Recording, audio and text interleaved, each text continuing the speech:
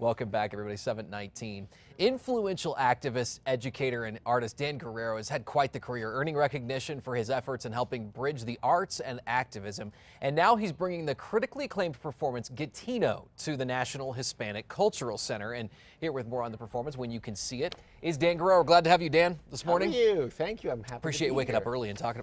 It is early, I got to admit. You have a lot wrapped up into your career. Tell us about it. How did that happen? I'm exhausted. I don't mind telling you. I have. I've careened from career to career. I've had a very varied career. I wanted variety in my life, and I certainly got it. You know, I grew up in LA, but I moved to New York to be on Broadway, and I was a performer there for many years, and then a Broadway agent. Then I moved back to LA, went into casting, and then I was producing and directing for the last 15 years.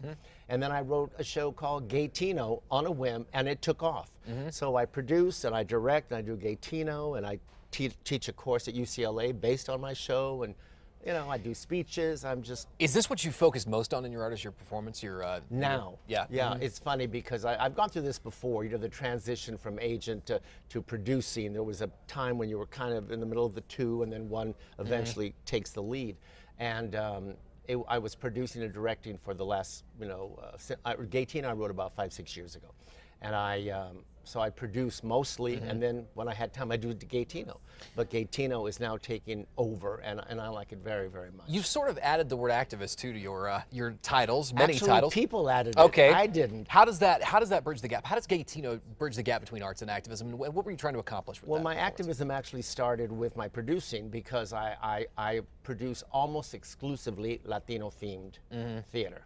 I produced for television for years, PBS, HBO, everything. And then live events. I produced at the Kennedy Center. I produced for the LA Opera, but they're usually Latino-themed. And so I became a Latino activist, using my art to get our stories across. Then when I wrote GayTino, I found myself an LGBT activist, because GayTino is autobiographical.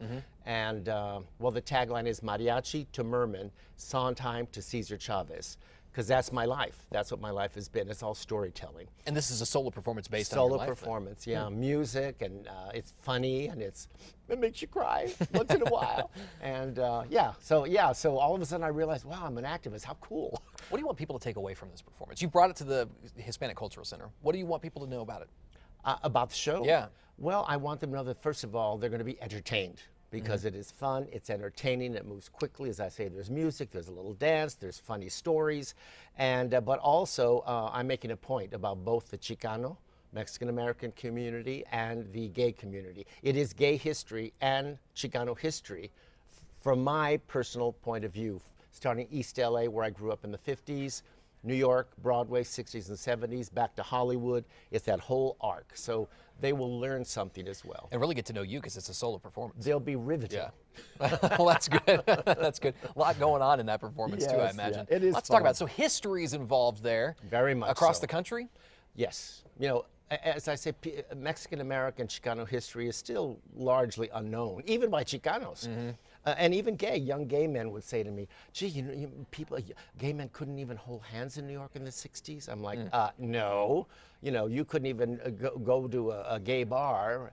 There'd be a few tucked away, you know, and if you were just sitting there, police would come in, they'd arrest everyone, take them off the jail just for being there. That's what it was like in New York in the 60s. Lots of developments too. So to have seen the arc now with same-sex marriage and all that, I'm like, I never dreamed I'd see that in my lifetime. It wasn't even on my radar when I was in my 20s. We have just a few seconds left, so I want to hear where we can see this. When? At the National Hispanic Cultural Center this Friday and Saturday. Friday night tomorrow at 8 o'clock. 6 o'clock on Saturday, and it's only $18. My career has come to that. Dan Guerrero, we appreciate it. Thank you. Thank you, Best Adam. of luck with the performance. We'll have Thank more you. online, KRQE.com, and we're back.